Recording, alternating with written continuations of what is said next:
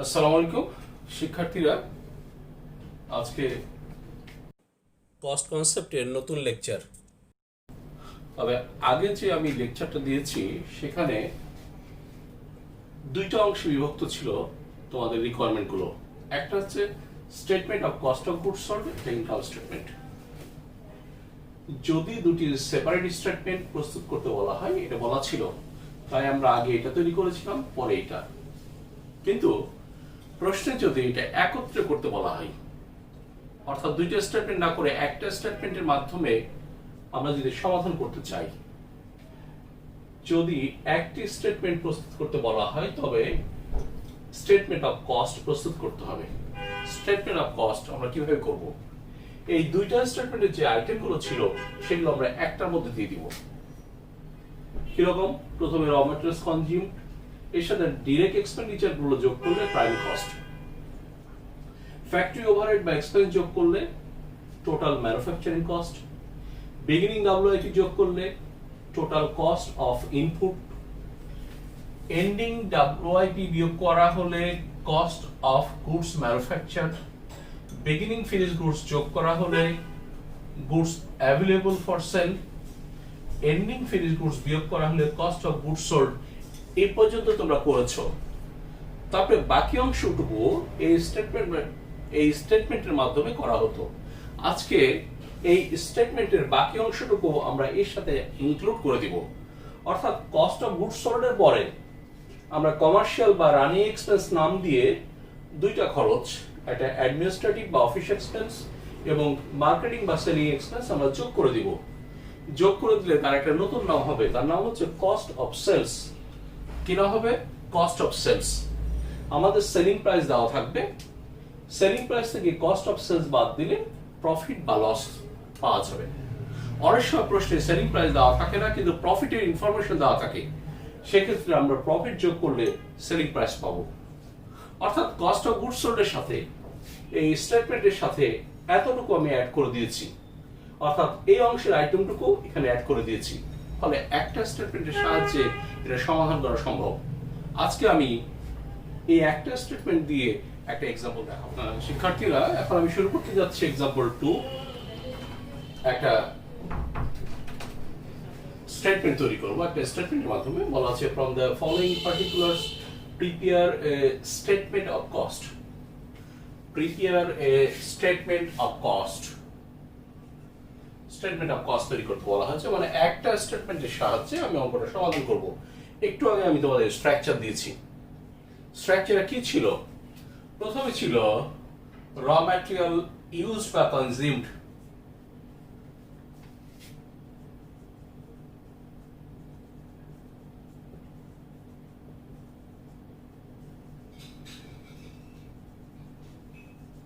আমরা দেখতে পাচ্ছি 34,000।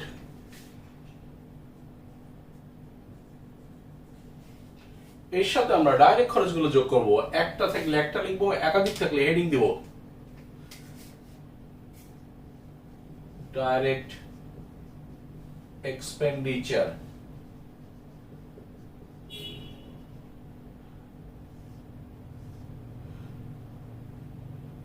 দেখো, আমরা ডাইরেক্ট এক্সপেন্ডিচার দুইটা দেখতে পাচ্ছি, একটা ডাইরেক্ট ওয়েজেস এবং ডাইরেক্ট এক্সপেন্স, দুইটা দেখা যাচ্ছে। ডাইরেক্ট ওয়েজেস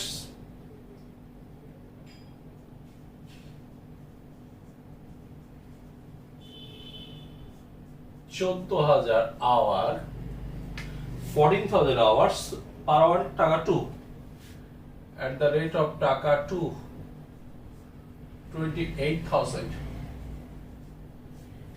এবং ডাইরেক্ট এক্সপেন্স দেয়া আছে 7,200।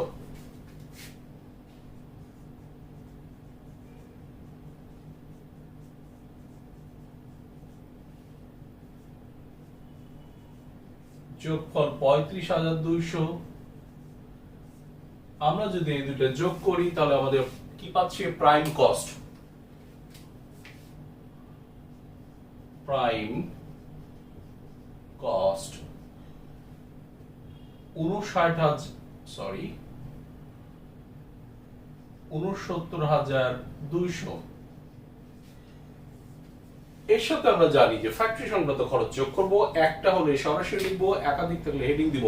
এখানে একাধিক আছে। ফ্যাক্টরি ওভারহেডস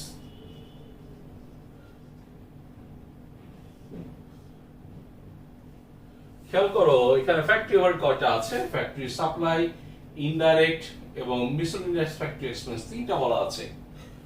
যে কোনো ইনডাইরেক্ট খরচ অবশ্যই ফ্যাক্টরি। তো আমরা দেখতে পাচ্ছি factory supply 4200,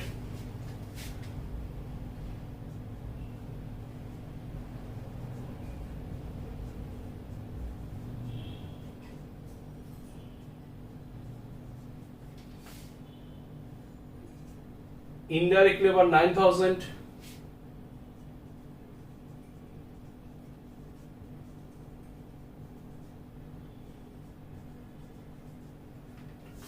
miscellaneous factory expense. Miscellaneous মানে বিবিধ, বিভিন্ন রকম, এর মধ্যে অনেক কিছু থাকতে পারে।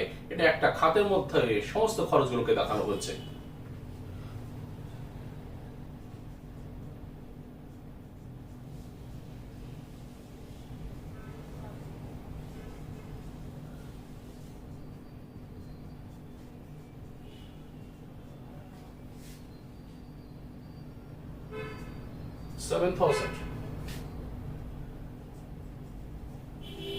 হলো 20,200। ফ্যাক্টরি সংক্রান্ত খরচ যোগ করলে যেটা হচ্ছে আমাদের টোটাল ম্যানুফ্যাকচারিং কস্ট, অর্থাৎ পণ্যগুলো তৈরি করতে, ম্যানুফ্যাকচার করতে, উৎপাদন করতে এত খরচ হচ্ছে। Total manufacturing cost 89,400। আমরা জানি এর সাথে বিগিনিং ডাব্লিউআইপি যোগ করব, 1 তারিখেরটা বিগিনিংটা যোগ করব, এন্ডিংটা বিয়োগ করব। দেখো ওয়ার্ক ইন প্রোগ্রেস 1 তারিখে 1/3,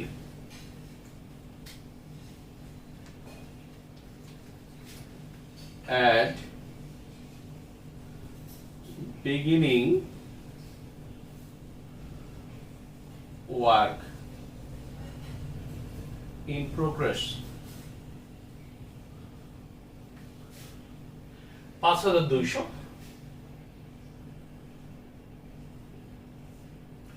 এটার নাম হলো total cost of input.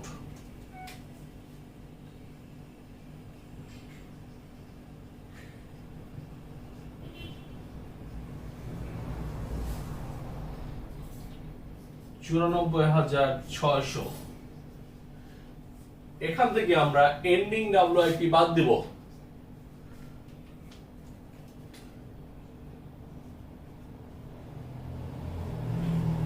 Ending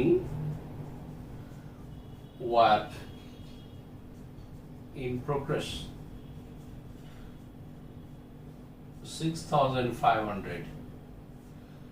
তাহলে আমরা এটা যেটা পাচ্ছি তার নাম হচ্ছে cost of goods manufactured 88,100, cost of goods ম্যানুফ্যাকচারড।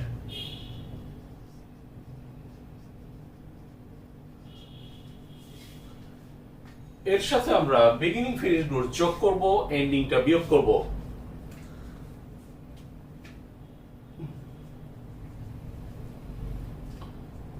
beginning finished goods 13,500।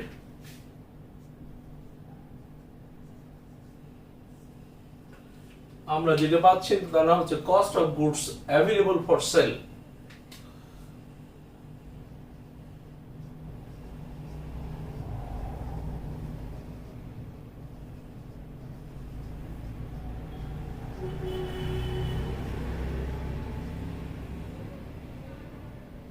$1,01,600।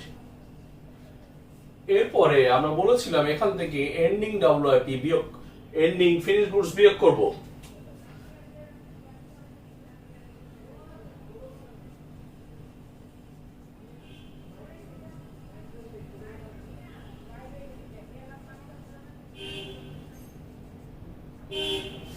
8,500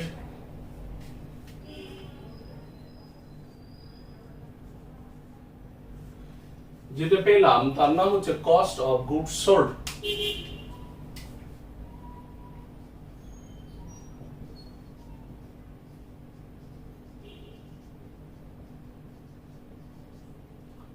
$93,100।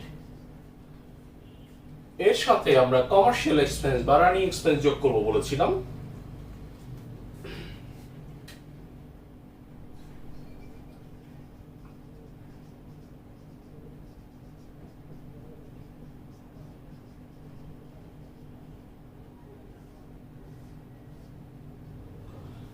Commercial expense দুই রকম, একটা অ্যাডমিনিস্ট্রেটিভ, একটা সেলিং। বলা আছে administrative expense 15,000, selling expense 10,000।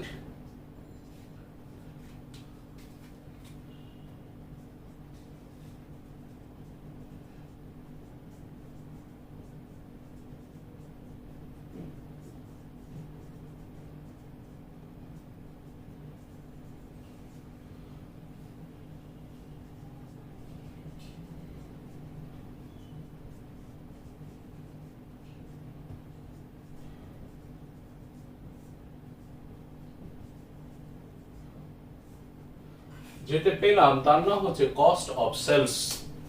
Cost of sales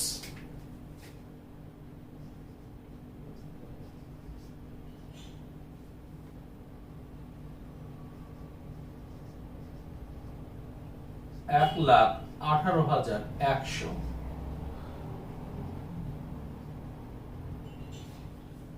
এরপর আমি বলেছিলাম যদি সেলস প্রাইস দেওয়া থাকে, তাহলে সেলস থেকে বাদ দিলে প্রফিট বা লস পাবো। আর যদি সেলস প্রাইস দেওয়া না থাকে, প্রফিটের ইনফরমেশন দেওয়া থাকবে। বলা আছে প্রফিট 15% অন সেলস। প্রফিট হচ্ছে সেলস এর 15%। আমরা জানি না সেলস কত, তাহলে আমাদের এটা ক্যালকুলেশন করতে হবে। ওয়ার্কিংস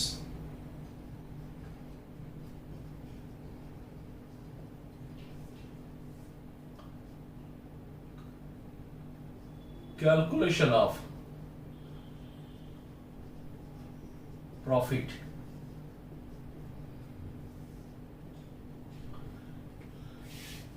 প্রফিটের পার্সেন্টেজটা ধরা হয়েছে সেলস এর উপরে। সেলস আমরা জানি না, তবে যার উপর ধরা হয়েছে তাকে 100 ধরতে হবে। সাপোজ সেলস ইজ টাকা 100, তাহলে প্রফিট হচ্ছে 15%, তার মানে টাকা 15।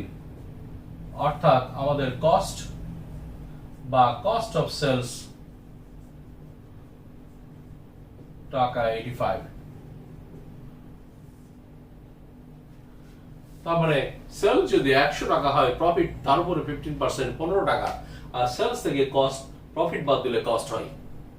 তার মানে কস্ট যখন 85,000, প্রফিট তখন 15,000। আমরা জানি কস্ট কত। আমরা ঐকিক নিয়ম হোক আর পার্সেন্টেজ হোক, যেভাবে হোক আমরা বের করে নিতে পারি। when cost is টাকা 85, profit is টাকা 15।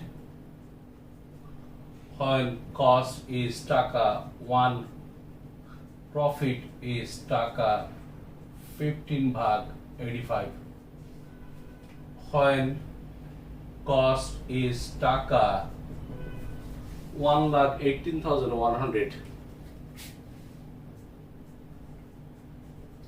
profit টাকা 15/85 into 1,18,100 equal to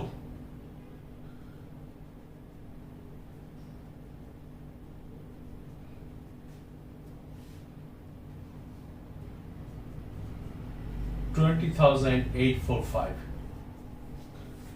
তাহলে আমরা প্রফিট খুঁজে পেয়েছি 20,845। প্রফিট আমরা পেয়েছি। প্রফিট 20,845। আমরা যখন প্রফিট পেয়ে গেছি তাহলে কস্ট অফ সেলস এর সাথে প্রফিট যোগ করে পণ্য বিক্রি করব, এর নাম হচ্ছে সেলস বা সেলিং প্রাইস। এখানে যেহেতু সেলস শব্দটা ব্যবহার করা ছিল, আমরা সেলস ব্যবহার করব।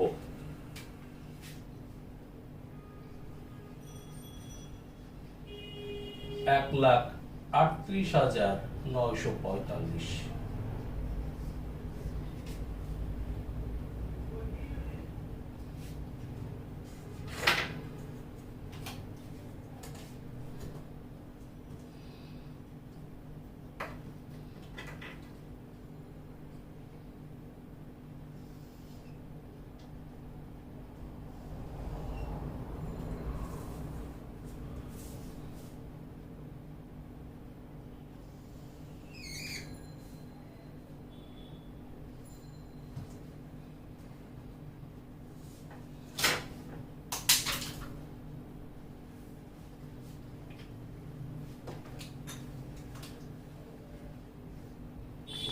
তো শিক্ষার্থীরা, আজকে হচ্ছে এই এক্সাম্পল এবং তার সলিউশন একটা ওয়ার্কিংস করতে হচ্ছে।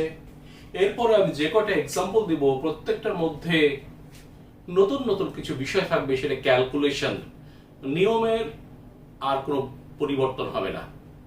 আমাদের যদি দুইটা স্টেটমেন্টের সাহায্য করতে বলে, প্রথমে কস্ট অফ গুডস সোল্ড, পরেরটা ইনকাম স্টেটমেন্ট, আর যদি একটা স্টেটমেন্ট সাহায্য করতে বলে তাহলে সরাসরি আমরা এইভাবে করব।